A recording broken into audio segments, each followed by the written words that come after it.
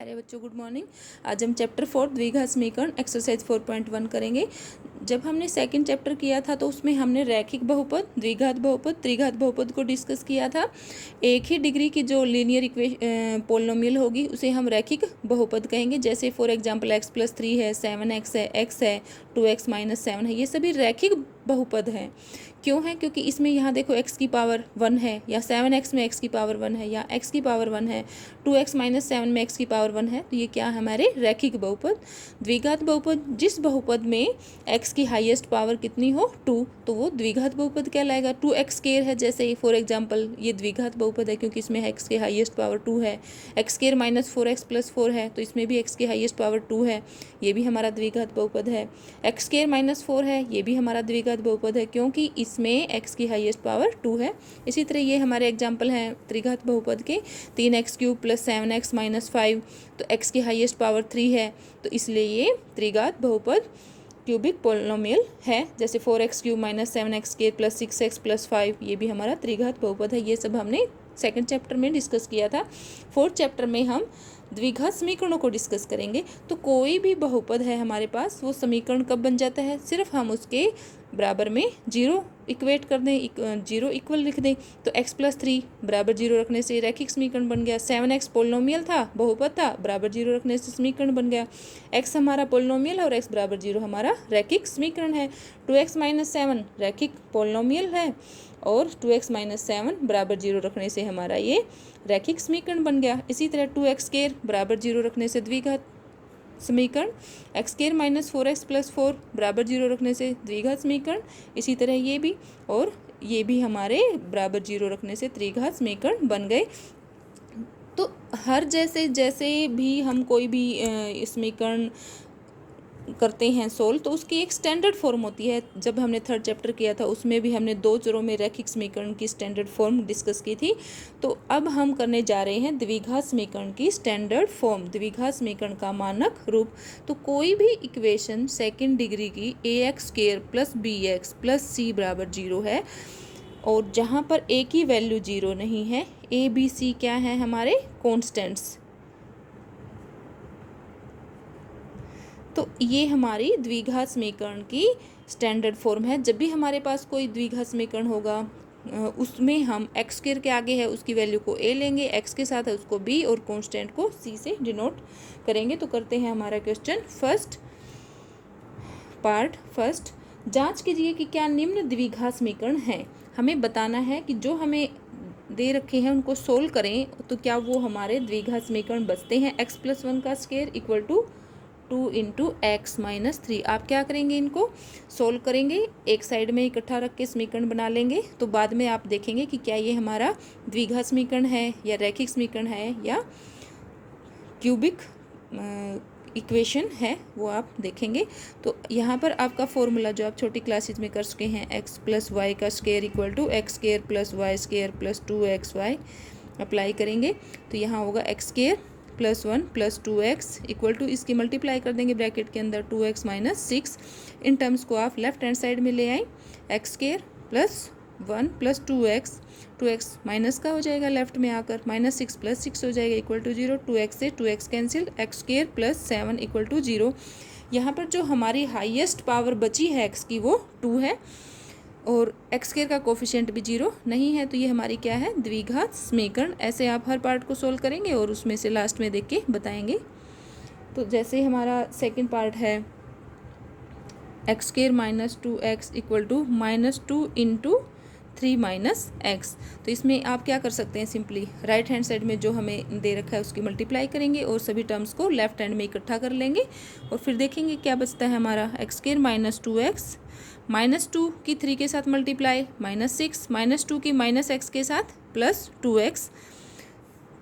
तो सभी टर्म्स को लेफ्ट में ले आए। x² - 2x, -6 है प्लस हो जाएगा, 2x प्लस का है तो माइनस हो जाएगा इक्वल टू 0 बचा है हमारा। तो x² - 2x और -2x माइनस के 4x + 6। तो आप देख रहे हैं यहाँ भी x की जो हाईएस्ट पावर है वो 2 है। ये भी हमारा क्या है? द्विघात समीकरण है। थर्ड पार्ट हमारा है x minus two, x plus one, x minus one, x plus three. तो आपको सिर्फ लेफ़्ट में और राइट में दो ब्रैकेट्स दे रखी हैं, उनकी सिर्फ मल्टीप्लाई करनी है, उन टर्म्स को एक साइड में इकट्ठा करना है और फिर हम इसको कंपेयर करेंगे कि क्या ये हमारा रैखिक समीकरण है, द्विघात समीकरण है या त्रिघात है। तो x की x के साथ मल्टीप्लाई एक्स स्क्वायर, x की 1 के साथ x, माइनस 2 की x के साथ माइनस 2x, माइनस 2 की 1 के साथ माइनस 2। अब हम राइट साइड में मल्टीप्लाई करेंगे x की x के साथ एक्स स्क्वायर, x की 3 के साथ 3x, माइनस 1 की x के साथ माइनस x, माइनस 1 की 3 के साथ माइनस 3। तो देखो इक्वल का साइन है बीच में और यहाँ भी एक्स स्क्वायर प्लस का है, यहाँ भी एक्स स्क्वायर प्लस का है। तो या तो आप इन सभी टर्म्स को लेफ्ट में ले आए या फिर इनको आप ऐसे भी कैंसिल कर सकते हैं जब सिंबल सेम हो और टर्म भी सेम है। तो एक्स स्क्वायर से एक्स स्क्वायर हमारा कैंसिल हो जाएगा और यहाँ हमारा बच्चा plus x minus 2x, minus का x माइनस 2, और यहाँ हमारा है 3x minus x, 2x minus 3। तो सभी टर्म्स को हम एक साइड इकट्ठा कर लेंगे, minus x minus 2, minus 2x plus 3 equal to 0, minus x minus 2x minus 3x plus 3 minus 2 plus 1। आप यहाँ पर देख रहे हैं कि ये लीनियर इक्वेशन है। क्यों है लीनियर इक्वेशन? क्योंकि x की हाईएस्ट पावर 1 है। ये एक रैखिक समीकरण है। यह लिखेंगे हम रैखिक समीकरण है। यह अतः दी गई जो एक्सप्रेशन थी उसका हमें बताना था क्या वो द्विघात समीकरण है। तो यह द्विघात समीकरण नहीं है। पार्ट 4 x माइनस 3 सेम है, वैसे आप भी कर सकते थे। चलो मैं सोल्व करने लग गई हूँ तो अब कर ही देती हूँ। इसमें भी हम सिर्फ मल्टीप्लाई करेंगे x की 2x के साथ 2x स्क्वायर, x की 1 के साथ x माइनस 3 और 2x minus 6x minus 3 plus 1 minus 3, x की x के साथ x स्क्वायर, x की 5 के साथ 5x। तो सभी टर्म्स को लेफ्ट में ले आते हैं। 2x स्क्वायर, यहाँ पर plus x minus 6x minus 5x minus 3 equal to है हमारा x स्क्वायर प्लस 5x। अब लेफ्ट में ले आते हैं 2x square minus 5x minus 3 minus x square हो जाएगा और माइनस 5x इक्वल टू 0। अब हम इकट्ठा करते हैं सभी टर्म्स को। 2x square minus x square, x square minus 5x minus 5x minus 10x minus 3 equal to 0। x की हाईएस्ट पावर कितनी बची है यहाँ पर 2, तो ये हमारा क्या है, और x स्क्वायर का कोफिशिएंट भी 1 है यानी कि नॉन जीरो है। तो ये हमारा द्विघात समीकरण है। नेक्स्ट पार्ट 5th सेम है, इसी तरह मल्टीप्लाई करेंगे और लास्ट में आप चेक करेंगे, उसको आप खुद ट्राई कीजिए। Part 6 x square plus 3x plus 1 equal to है x माइनस 2 का स्क्वायर। तो लेफ्ट में हम कुछ भी नहीं कर सकते, हमें एक्स स्क्वायर है टर्म, फिर x वाली है, फिर प्लस 1 है। राइट साइड में हम फॉर्मूला अप्लाई करेंगे, कौन सा, x माइनस वाई का स्क्वायर हमारे पास क्या होता है, x square minus 2xy plus y square. ये आप 6th 7th 8th से करते आ रहे हैं। तो x square plus 3x plus 1 equal to x minus 2 का स्क्वायर। जो फर्स्ट टर्म होती है जब भी हम इस फॉर्मूले को अप्लाई करें तो फर्स्ट टर्म को एज x समझिए, सेकेंड टर्म को y। तो x का स्क्वायर माइनस 2 मल्टीप्लाई में x की वैल्यू मल्टीप्लाई में y की प्लस वाई स्क्वायर। तो x की जगह x है, x का स्क्वायर माइनस 2 इंटू में जो फर्स्ट टर्म है उसको हम x समझेंगे, 2 into x into y, y की जगह 2 है, प्लस में y का स्क्वायर मीन्स y की जगह हमारा क्या है यहाँ पे 2, तो 2 का square, x square plus 3x plus 1 equal to x square minus 4x plus 4। तो यहाँ पर अभी मैंने बताया था इक्वल का साइन है और दोनों टर्म सेम, दोनों तरफ सेम टर्म्स हैं, एक्स स्क्वायर भी प्लस का है और एक्स स्क्वायर भी, ये कैंसिल हो जाएगा। अब एक तरफ हम इकट्ठा कर लेते हैं बची हुई टर्म्स को, माइनस 4x प्लस 4x हो जाएगा, प्लस 4 माइनस 4 हो जाएगा equal to 0। 3x plus 4x 7x plus 1 minus 4 minus 3 equal to 0। x की जो हाईएस्ट पावर हमारे पास बची है वो 1 है।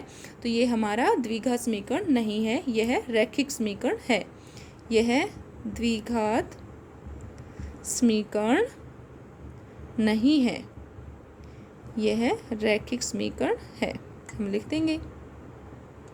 नेक्स्ट पार्ट 6th हमने किया था, सॉरी ये 6 था। 7th पार्ट जो है हमारा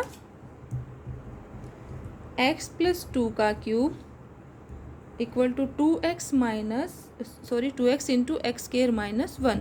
तो यहाँ हमारे पास जो फॉर्मूला है x प्लस टू का क्यूब, और ये फॉर्मूला हमारे पास होता है, हम पहले से भी छोटी क्लासेस से जानते हैं, जैसे कि x प्लस वाई का क्यूब आपके पास है तो ये होता है x cube plus y cube plus 3xy into में x प्लस वाई। और जब आप इस ब्रैकेट को सोल्व करेंगे तो ये क्या बनेगा, x cube plus y cube plus 3xy की x के साथ मल्टीप्लाई करेंगे तो x और x x square 3x square y plus 3xy की फिर y के साथ करेंगे तो 3xy का स्क्वायर।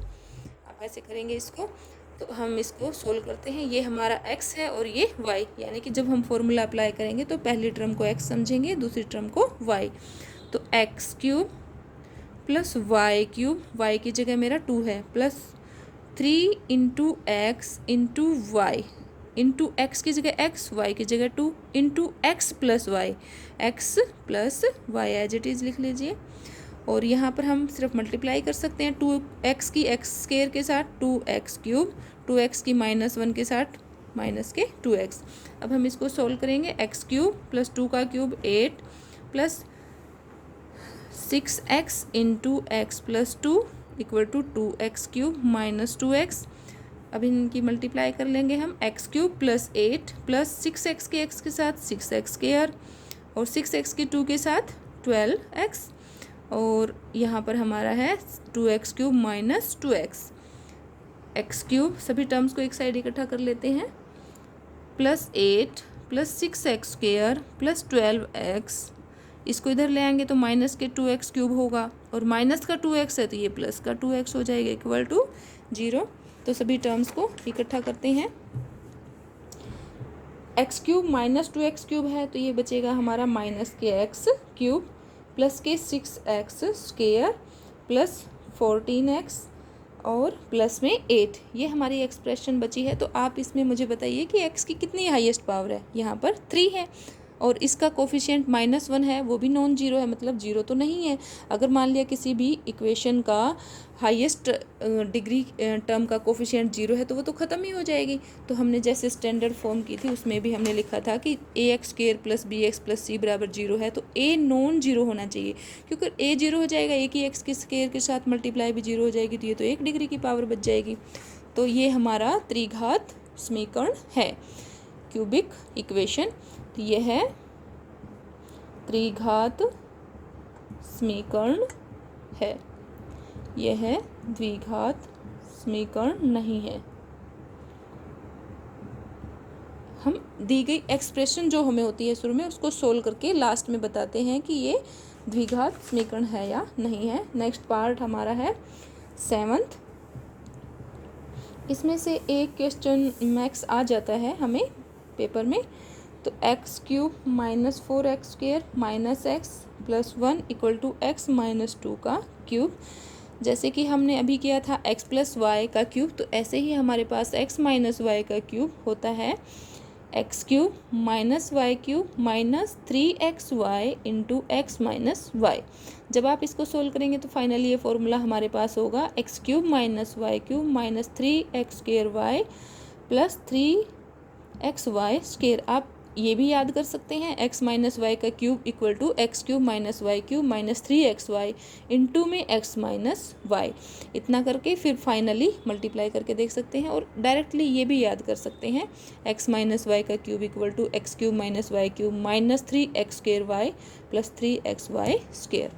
तो हम लेफ्ट में तो कुछ कर ही नहीं सकते, एक्स क्यूब की टर्म है, एक्स स्क्वायर है, फिर एक्स की है, फिर प्लस 1, राइट हैंड साइड में हम फॉर्मूला अप्लाई करेंगे x cube minus 4x square minus x plus 1 equal to, ये मेरा x है और ये मेरा y है। जब मैं फॉर्मूला इस पे अप्लाई करूँगी तो पहली टर्म को x समझूंगी और दूसरी को y, ये फॉर्मूला अप्लाई करते हुए। तो x का क्यूब माइनस y का क्यूब, y की जगह 2 है, minus 3xy means 3 multiply x multiply y की वैल्यू 3x, y की जगह 2 है, into x minus y, x minus y लिख दिया मैंने।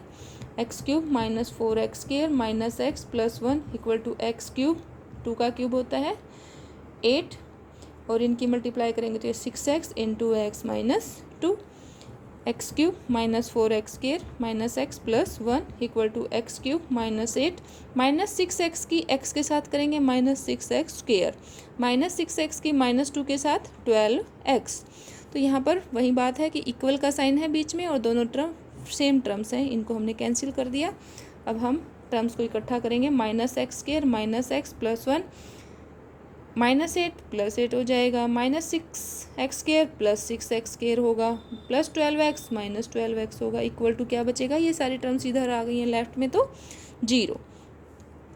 अब हम टर्म्स को इकट्ठा करते हैं, 6x² minus 4x² 2x² minus के 12x माइनस के x दोनों ही माइनस के हैं इसलिए ऐड होकर माइनस 13x और 8 एंड 1 9। ये हमारा लास्ट में एक्सप्रेशन बचा है। तो हाईएस्ट पावर कितनी है 2। यह हमारा द्विघात समीकरण है। It is a quadratic equation. Question हमारा 2, निम्न स्थितियों को द्विघात समीकरणों के रूप में निरूपित कीजिए। जो हमें स्टेटमेंट्स दी हैं हमें उनसे क्वाड्रेटिक इक्वेशन बना के लिखनी है, द्विघात समीकरण बनाना है उस स्टेटमेंट से। तो सेकंड का फर्स्ट पार्ट है हमारे पास, एक आयताकार भूखंड का क्षेत्रफल 528 मीटर की 2 है। आयताकार कोई खेत है कोई भी है, उसका क्षेत्रफल हमें दिया है 528 मीटर की 2। क्षेत्र की लंबाई चौड़ाई के दुगने से 1 अधिक है, माना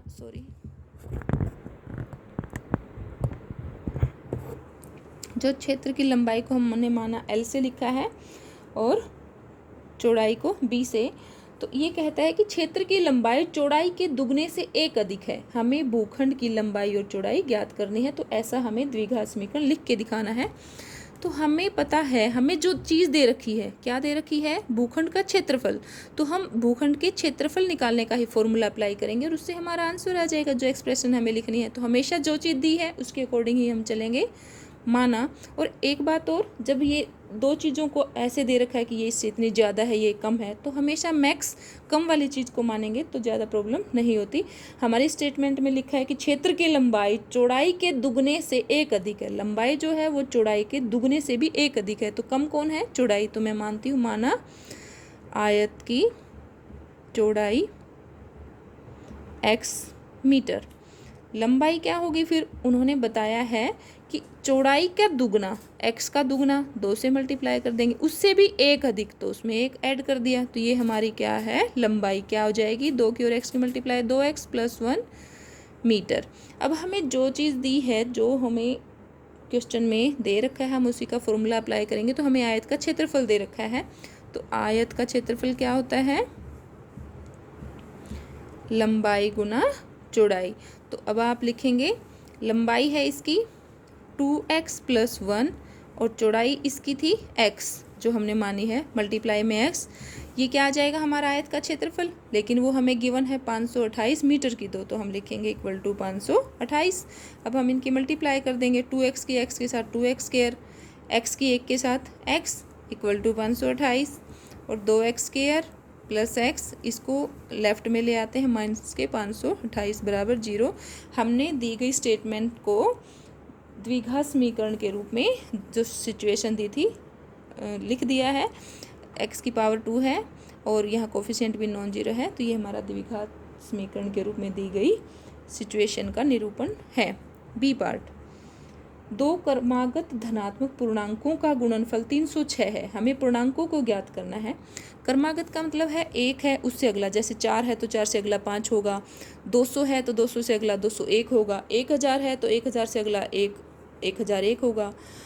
अगर मान लिया कोई कहता है कि 2555, तो अगला होगा 2556, लेकिन हमें पता नहीं है, इसलिए हम मान लेते हैं कि माना पहला पूर्णांक, माना पहला धनात्मक पूर्णांक, धनात्मक का मतलब पॉजिटिव है वो।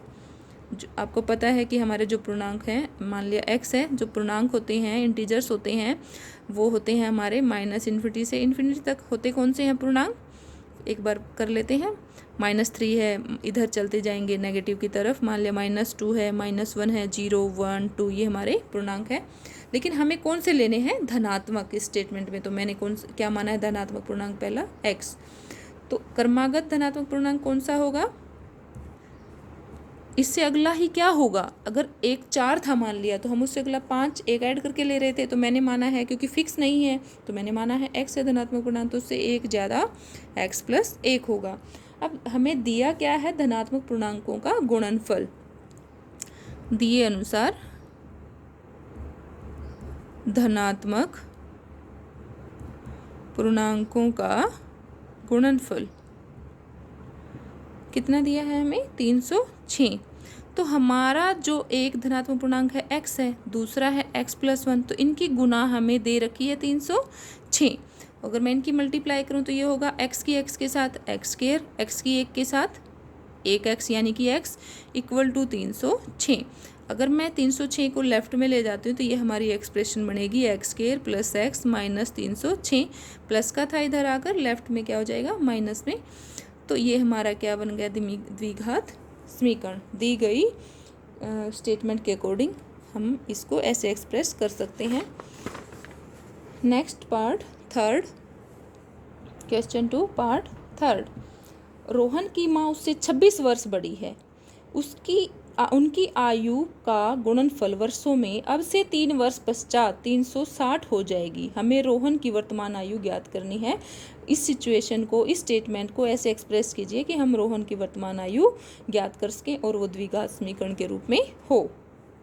रोहन की माँ उससे 26 वर्ष बड़ी है, तो कम कौन है, रोहन। तो मैंने अभी कहा था कि मैक्सिमम जिस चीज़ जो कम है उसको मान लेते हैं तो हमें ज़्यादा प्रॉब्लम नहीं आती। तो माना रोहन की आयु x वर्ष, माना रोहन की माँ की आयु, तो माँ इससे 26 वर्ष बड़ी है, तो क्या करेंगे, 26 वर्ष बड़ी है तो x + 26, ये क्या है उसकी माँ की आयु। अब हमें जो इसने सिचुएशन दी है, उनकी आयु का गुणनफल अब से 3 वर्ष पश्चात 360 हो जाएगा। तो 3 वर्ष पश्चात रोहन की आयु क्या होगी, इसकी आयु 3 साल बढ़ जाएगी। माना रोहन की वर्तमान लिख लेते हैं, माँ की भी वर्तमान है ये। तो रोहन की 3 वर्ष पश्चात क्या होगी, अगर ये आज x वर्ष का है तो 3 साल बाद x + 3 वर्ष का होएगा। 3 वर्ष पश्चात रोहन की माँ की आयु, माँ की भी उम्र 3 साल बढ़ जाएगी। आज ये अगर माँ x + 26 की है तो 3 साल बाद कितने की होगी, प्लस में 3 कर देंगे, यानी कि x + 29 वर्ष। अब हमें दिया है कि जो 3 साल बाद इनकी आयु है उनकी गुणा 360 है, यानी कि 3 साल बाद की रोहन की जो आयु है x + 3 गुणा में माँ की जो 3 साल बाद की है x + 29, उनकी गुणा दे रखी है हमें 360। अब हम इनकी गुणा कर देंगे लेफ्ट में, x की x के साथ x², x की 29 के साथ 29x, अब 3 की x के साथ 3x और 3 की 29 के साथ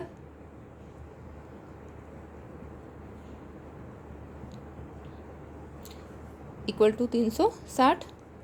x² 29 और 3 32, x + 87 = 360। 360 को हम लेफ्ट में ले आते हैं, -360 = 0। अब कई बच्चों को जैसे मैं एक बेसिक वीडियो भी बनाऊंगी, जैसे कई बच्चों को ये रहता है कि माइनस का क्यों लिखा है। हम जैसे अब लिखेंगे 32x, तो यहाँ पर माइनस का बचेगा क्योंकि प्लस का जो नंबर है वो माइनस वाले से छोटा है। तो हमेशा जब प्लस और माइनस हो तो माइनस होगा बड़े नंबर से, और बड़े नंबर का ही सिंबल बचेगा। तो 360 में से 87 जाएंगे तो 273 हम माइनस का लिखेंगे। क्यों, क्योंकि ये नंबर प्लस का है, ये माइनस का है, तो हम माइनस करेंगे और बड़े नंबर के साथ जो सिंबल है वो बचेगा। तो ये हमारा द्विघात समीकरण था दी गई स्टेटमेंट का। पार्ट फोर्थ, एक रेलगाड़ी 480 किलोमीटर की दूरी समान चाल से तय करती है। यदि इसकी चाल 8 किलोमीटर प्रति घंटा कम होती तो वह उसी दूरी को तय करने में 3 घंटे अधिक लेती। हमें रेलगाड़ी की चाल ज्ञात करनी है। जैसे आप भी इस बात को समझते हैं बच्चों कि हम किसी भी स्पीड से जा रहे हैं, कोई माना कि डिस्टेंस फिक्स है, ये दूरी हमारी फिक्स है कि हमें यहाँ से यहाँ जाना है, तो अगर ये दूरी आप जिस चाल से जा रहे हैं उससे जाने में मान लिया 2 घंटे लगाते हैं, तो उससे अगर आपकी चाल यानी कि स्पीड कम कर दें तो टाइम बढ़ेगा। अगर हम और धीरे जाएंगे तो टाइम हमारा बढ़ेगा, टाइम ज़्यादा लगेगा, तो 2 की बजाय मान लिया 5 घंटे लग सकते हैं।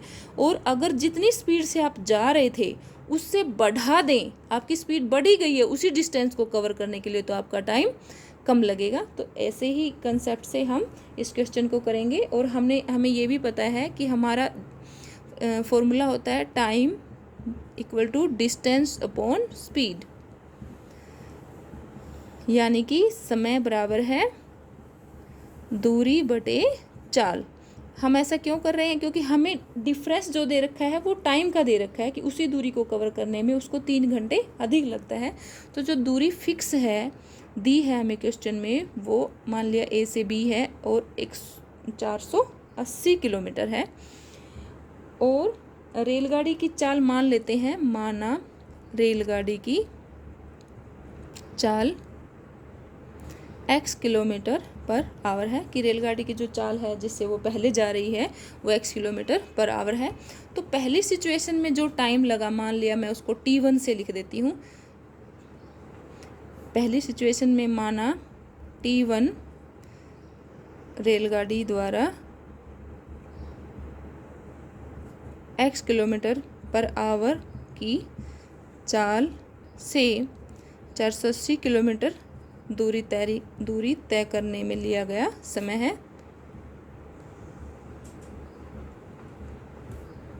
तो t1 क्या होगा? t1 इक्वल टू होगा, दूरी हमारी 480 किलोमीटर है और चाल हमने मानी है x किलोमीटर पर आवर, तो ये हमारा t1 होगा। अब हम लिखते हैं माना t2 रेलगाड़ी द्वारा अब उसकी चाल 8 किलोमीटर पर आवर कम कर दी है, तो चाल क्या होगी उसकी? x किलोमीटर पर आवर थी, तो x minus 8 kilometre per hour की चाल से 480 किलोमीटर दूरी तय करने में लिया गया समय t2 है। तो 480 दूरी है और चाल है x माइनस 8, तो ये क्या है हमारा समय। समय हमें स्पीड आवर्स में है तो ये हम इसको आवर्स में ही लिखेंगे। अब आप ये देखो कि पहले चाल जो थी x किलोमीटर पर आवर, उससे चाल कम हुई है, चाल कम हुई है तो टाइम बढ़ेगा, मतलब टाइम की ये कीमत जो भी है ये ज़्यादा है पहले वाली से। तो और हमें स्टेटमेंट में दिया है कि उसी दूरी को तय करने में 3 घंटे अधिक लगते हैं, मतलब जो टाइम यहाँ पर हमारा लगा था और यहाँ पर जो टाइम लगा है अब स्पीड कम करने से, ये 3 घंटे फालतू है। तो हम क्या लिखेंगे? t2 time minus t1 time equal to क्या है?